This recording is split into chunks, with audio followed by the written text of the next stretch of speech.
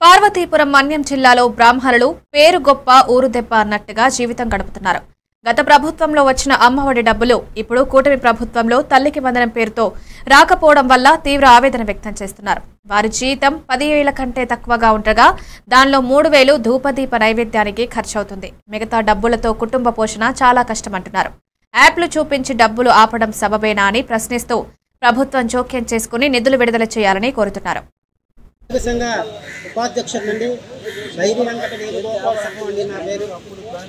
మా మన్యం జిల్లాలో ధూపదీప నైవేద్య పథకానికి అర్చకులందరికీ కూడా తల్లికి వందనం డబ్బులు ఎవరికి రాలేదండి.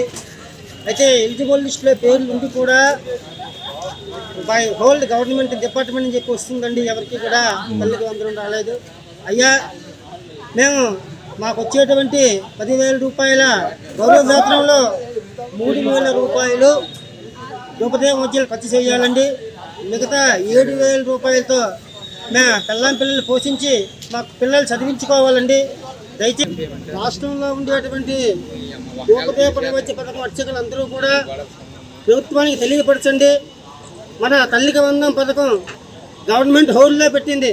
దయచేసి మాది గవర్నమెంట్ ఉద్యోగం కాదయ్యా, మాకు వచ్చేటువంటి జీతం 6,000 రూపాయలు.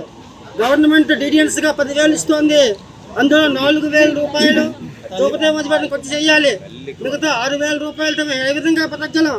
అయ్యా, ప్రభుత్వం వారు దయతలిచి మా తల్లికి వందనం ఇబ్బంది పరిస్థితిగా కోరుతున్నాం. మీ పేరండి? నా పేరు బైరి వెంకట వేణుగోపాల్ శర్మ, మన్యం జిల్లా అర్చక సంఘం ఉపాధ్యక్షుడినండి. అర్చక సంఘ